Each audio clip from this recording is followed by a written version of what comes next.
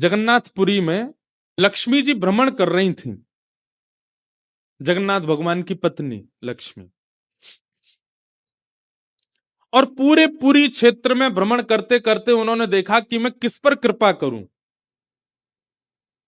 तो सबसे पहले लक्ष्मी जी गई अर्चकों के पास, जो जगन्नाथ जी को उठाते, सुलाते, खिलाते, नहलाते, भोजन प्रसाद कराते। बोले ये अर्चक हैं, पहले अर्चकों को देखें, इनके यहाँ किसी परिवार में अगर हमको कृपा करनी हो तो लक्ष्मी जी सब अर्चकों के घर में गई। देखा महाराज सूर्य उदय हो गया, ये तो अभी सो ही रहे हैं, ना आचार विचार शुद्ध, ना खान पान की शुद्धि।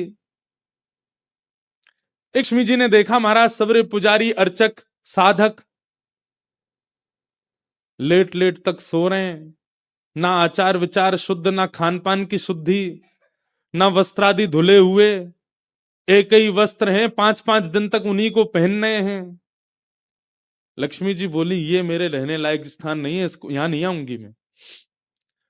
और तभी लक्ष्मी जी ने आगे जाकर के देखा कि वह परिवार जिनको झाड़ू लगाने की सेवा थी, नाली आदि साफ करने की सेवा थी, जिनको मंदिर में प्रवेश तक नहीं करने दिया जाता, उनके घर में गोबर का चौका, सब ब्रह्म मुहूर्त में उठ गए हैं, तुलसी जी को जल दे रहे हैं, घर में बिल्कुल शुद्ध भोजन बन रहा है, आचार विचार की शुद्धि, हाथ स्वच्छ हैं, पैर बच जन्म से उनकी जाति कहीं ऊंची नहीं है, लेकिन बाकी सब कुछ उनका स्वस्थ था, बिल्कुल शुद्ध था। लक्ष्मी जी की कृपा चाहते हैं ना, पवित्र रहना प्रारंभ कर दो। लक्ष्मी जी को पवित्रता बहुत प्रिय है। आपने आज जो वस्त्र पहने, कल अगर आपने पहन लिए, लक्ष्मी जी तुरंत चली जाएंगी। इतनी भी अपवित्रता लक्ष्मी जी को प्रिय नहीं है। लक्ष्मी जी बोली ये अच्छी है, इसके यहां मैं जाऊंगी। लक्ष्मी जी प्रत्यक्ष प्रकट हो गई उनके घर में जाकर के।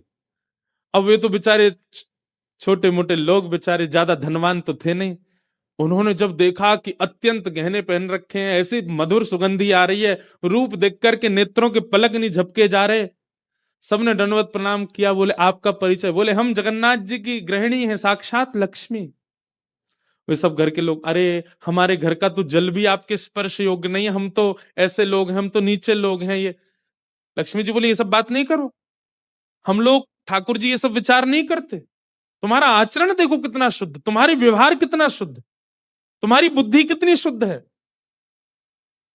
और सुनो, चौकी लगाओ, जो भी घर में बना है प्रत्यक्ष थाल में पधराओ, हम तुम्हारे यहां प्रसाद पा करके जाएंगे। पूरा घर भाव विवल हो गया, सबके नेत्रों में आंसू, साक्षात लक्ष्मी जी आई हैं। सबने पवाया। लक्ष्मी जी प्रेम से प्रसाद पा रही थी, तभी जगन्नाथ जी के बगल में ही विराजती हैं सुभद्रा जी, सुभद्रा जी के बगल में विराजते हैं श्री बलराम जी। बलराम जी भ्रमण कर रहे थे पुरी में, भ्रमण करते करते वो घर घरों में झांक के देख रहे थे क्या हो रहा है। जैसे ही उस घर में झांक के देखा तो श्री लक्ष्मी जी प्रसाद पा रहे हैं। बलराम जी बोले राम राम राम राम राम राम, ये झाड़ू पोंछा बर्तन करने वाले लोग, इनके यहां पर चले जाओ, इन पे कृपा करो। पर भैया इनके यहाँ तो भक्ष भक्ष भी बनता होगा, मांस भी बनता होगा, और ये लक्ष्मी जी यहां बैठ करके प्रसाद पा रही, हमारी घर की बेटी, हमारी घर की बहू, बिल्कुल आचार विचार की शुद्धि नहीं रखी। नाक फूल गई, बलराम जी की नाक फूल गई महाराज। आकर के कुछ बोले तो नहीं, मंदिर में आके बैठ गए। तो लक्ष्मी जी प्रसाद बनाती हैं। जैसे ही भोग रखा गया जगन्नाथ जी के आगे, इधर सुभद्रा जी तुरंत हाथ पांव धो के बैठ गए। बलराम जी अपने सिंहासन से ही नहीं उठे, नाक फुला के बैठे हैं। जगन्नाथ जी बोले भैया आ जाओ, भोग आएगा, हमें नहीं पाना, तुम लोग पाओ। तो क्यों, क्या हो गया? अब क्या बोले, अब तो सब आचार विचार सब खत्म हो चुका है। परमात्मा होते हुए भी हमारे यहाँ आचार विचार नहीं चल रहा है, तो फिर इंसान क्या आचार विचार का पालन करेगा? जगन्नाथ जी बोले भाई कोई बात पे बुरा मान गए जे, तो इनसे बात करें। जगन्नाथ जी गए, भैया कहा भयो, आप इतने उदास क्यों, इतने नाराज क्यों? सब बात बताई बलराम जी ने। बोले लक्ष्मी जी आज सुबह सुबह एक ऐसे के घर में गई और वहां जाके प्रसाद पा रही थी, बिल्कुल विचार नहीं किया, कहां शुद्धता कहां अपवित्रता। हम तो इनके हाथ का बना भोजन नहीं करेंगे। अब जगन्नाथ जी बड़ी दुविधा में पड़ गए। यदि पाऊं तो भैया नाराज बैठे, भैया कहेंगे मैं नाराज हूं, इससे को कोई फर्क नहीं पड़ा है, फिर भी पा रहा है। और नहीं पाऊं तो लक्ष्मी जी टेढ़ी टेढ़ी देख रही हैं कि मैंने बनाया, ये पा क्यों नहीं रहे। जगन्नाथ जी बोले लक्ष्मी जी को तो मना लिया जाएगा बाद में, पर ये नहीं माने ना, ये तो शेषनाग हैं, इनको ज्यादा ही क्रोध आ गया तो जोर से सिर हिला देंगे, प्रलय और हो जाएगा। जगन्नाथ जी ने लक्ष्मी जी से कहा देखो भैया नहीं पा रहे तो हम भी नहीं पाएंगे। लक्ष्मी जी बोले कोई बात नहीं। एक दिन नहीं पाया, दूसरे दिन फिर लक्ष्मी जी ने बनाया, फिर नहीं पाया, तीसरे दिन फिर लक्ष्मी जी ने प्रसाद पधराया, फिर नहीं पाया। तो लक्ष्मी जी बोली भाई कोई बात है तो हमसे बोलो सीधे, ये प्रसाद रोज छोड़ देना, ये कैसा तरीका है आपका नाराज होने का। कहीं बलराम जी बोलते हुए सुन लिए लक्ष्मी जी ने कि भाई इनके हाथ का बना हम नहीं पाएंगे। लक्ष्मी जी ने जाकर के जगन्नाथ जी से कहा देखो संपूर्ण जगन्नाथपुरी में प्रसाद बनाने की सेवा हमारी, और आपके भैया कह रहे हैं कि हमारे हाथ का बना पाएंगे नहीं, जब हमारी सेवा लेनी नहीं तो फिर हम यहां क्यों रहें, इसलिए आप हमको आज्ञा दें। अब हम जहां हमारा सुख है हम वहां चले जाते हैं, हम चले जाते हैं श्री क्षेत्र से। जगन्नाथ प्रभु कुछ, अच्छा जगन्नाथ जी को भी लीला करनी है इसलिए वो कुछ नहीं बोले। अब कुछ नहीं बोले तो लक्ष्मी जी समझ गई, बोले मौन मतलब हाँ ही होता है। लक्ष्मी जी बोले ठीक है आप लोग शयन करो, रात्रि का समय, बलभद्र सुभद्रा जगन्नाथ जी के कपाट बंद हो गए। लक्ष्मी जी बोली अब हम जा रही हैं, और मंदिर से श्री लक्ष्मी जी चली गई। प्रातः काल ब्रह्म मुहूर्त का समय हुआ। महाराज जगन्नाथ जी बलराम जी जैसे ही उठे तो क्या पाया, नीचे फर्श पे पड़े थे। कहां सोने के सिंहासन पर सोते थे, सोने के बिस्तर पर सोते थे, बढ़िया लत्ता पहन के रहते थे, गले में स्वर्ण की मालाएं, हाथ में स्वर्ण के कड़ूला, पाम में स्वर्ण के कड़ूला आदि सब पहन के सोते थे। लेकिन लक्ष्मी चली गई तो सब चला गया। सवेरे उठे तो फर्श पे पड़े थे। बलराम जी बोले लाला जी कहा है वो, हमारे सिंहासन वगैरह कहां चले गए। ठाकुर जी बोले लक्ष्मी जी चली गई ना, लक्ष्मी तो मतलब सब होता है। बलराम जी ने अपनी तिजोरी जाकर के खोली, सबरे वस्त्र चले गए, आभूषण चले गए, सब आयुध चले गए, फटे पुराने मैले कुचैले बिना धुले महीनों के सालों के वस्त्र पड़े थे। और यही होता है, लक्ष्मी जाती है तो यही रह जाता है। लेकिन बलराम जी भी अपनी पूरी उसमें थे, बोले कि हम भी कुछ नहीं कहेंगे, ठीक है जैसे हैं वैसे रह लेंगे, कोई लक्ष्मी जी के जाने से हम पे फर्क थोड़ी पड़ रहा है। चल लाला भोजन को समय है, क्यों प्रसाद पामे। ठाकुर जी बोले कैसे प्रसाद पाएंगे, प्रसाद तो लक्ष्मी बनाती है, लक्ष्मी चली गई खुद ही बनाना पड़ेगा। बोले हाँ हाँ तो हम पे कोई बनावी कमी, हम दोनों मिलके बनाएंगे। कृष्ण बलराम दोनों गए रसोई घर में, जाकर के देखा तो महाराज वहां से अन्न दाल चावल सब चले गए, क्यों सब लक्ष्मी से ही आते हैं। कहां तक कहें चूल्हा जलाने की लकड़ी भी नहीं बची, वो भी लक्ष्मी से ही आती है। लक्ष्मी गई और सारी श्री लेकर के चली गई अपने साथ। अब तो दर्शनार्थी आने बंद हो गए, क्यों मंदिर की श्री भी चली गई। जगन्नाथ जी और बलराम जी चुपचाप बैठे हैं अपने सिंहासन पर, भूखे प्यासे बेचारे आंख बाहर निकल आई।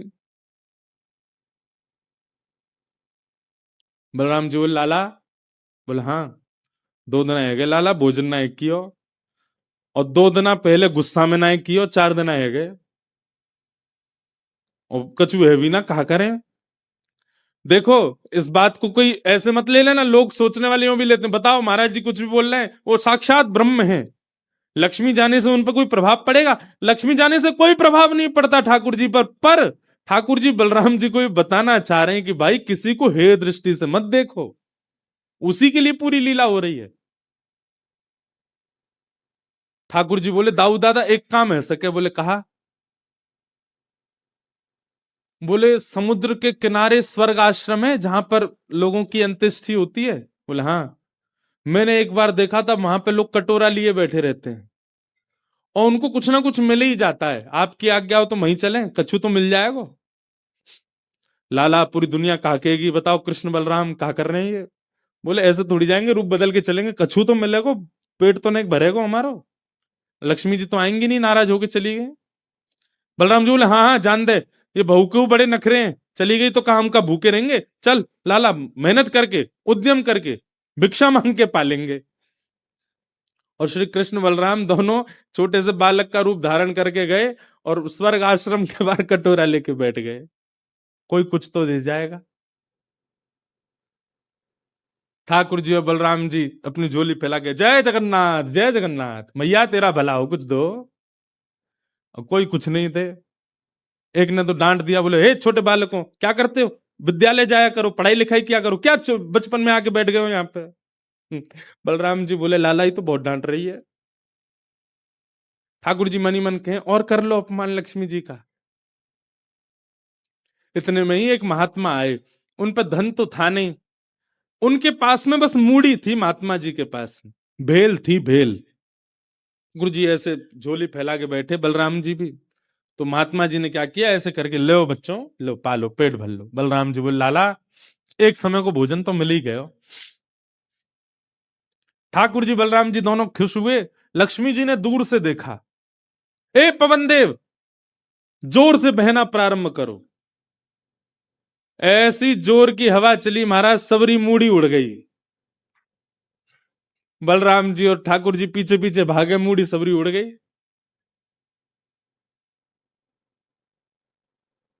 बलराम जी बोले लाला ये क्या हो गया। बोले भैया हम संकोच में कुछ कहते नहीं, आप बड़े भैया हो, पर हम एक बात कहें, ये लक्ष्मी के बिना सब हाल हो रहा है हमारा। ठीक है बहू है, आपने समझा देते, आप भी बिल्कुल नाक फुला के बैठ गए, गुस्सा है के बैठ गए, चली गई बेचारी। यदि वे प्रसन्न हो जाए तो फिर सब ठीक है जाएगा। अरे ना बेटा कोई बात नहीं, हम तो क्षमा मांग लेंगे, तेने पहले क्यों ना कही मोते। ठाकुर जी बोले अब कोई बात नहीं, अब चलते हैं, ढूंढे उनको कहाँ है। पूरे पुरी में ढूंढा, कहाँ है लक्ष्मी जी। लक्ष्मी जी उसी कन्या के घर में थी, उसी घर में थी जहां देख करके बलराम जी को हीन भावना आ गई थी। बलराम जी लेके गए, लाला यही घर में बैठी जब मैंने देखी काई। वहां जाकर के देखा तो महाराज उस घर में बिल्कुल जैसे मंदिर की रौनक होती है, ऐसी रौनक उस घर की हो रही थी।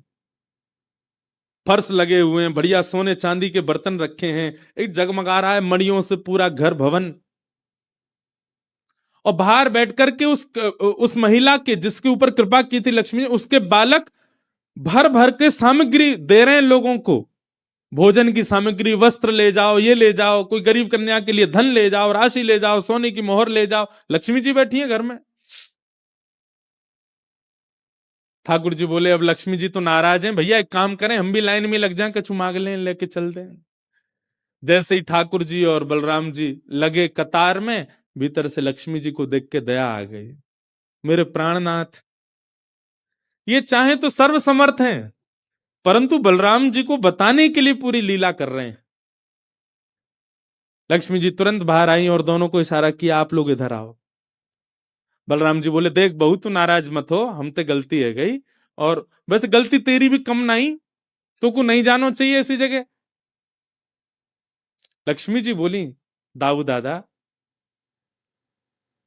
ठाकुर जी के लिए सब अलाव है, हमारे लिए इतने बंधन।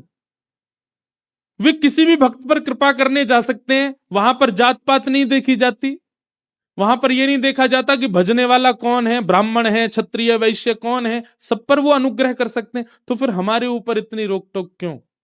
और किसी के जन्मगत व्यवहार से उसका पूरा जीवन नहीं आंकना चाहिए, उसके स्वभाव व्यवहार से देखना चाहिए कि वो है कैसा।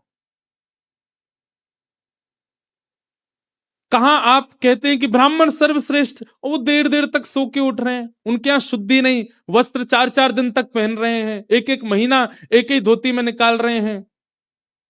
आप कह रहे हैं कि वो श्रेष्ठ, और ये लोग जो इतनी पवित्रता का ध्यान रखते हैं इन पर कृपा ना हो।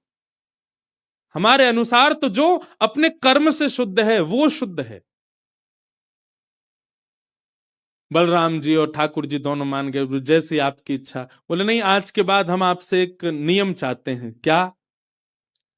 बोले श्री जगन्नाथपुरी में नियम कर दीजिए। बोले क्या। जिस महाप्रसाद को ब्राह्मण पाएगा उसी महाप्रसाद को शूद्र भी पाएगा, दोनों को समान फल मिलेगा।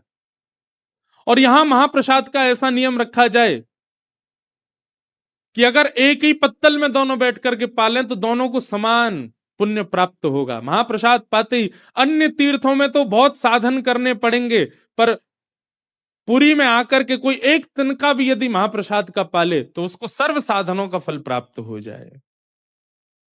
और किसी भी प्रकार से यह ना देखा जाए कि कौन किस वर्ण का है, वो स्वभाव से शुद्ध होना चाहिए। हम सबको हृदय लगावें। अगर ये सब आपको मंजूर हो तो मैं राजी हूं। राजी हुए और तब से श्री जगन्नाथपुरी में ये सब नियम नष्ट कर दिए गए। महाप्रभु जी सबके लिए सुलभ हो गए।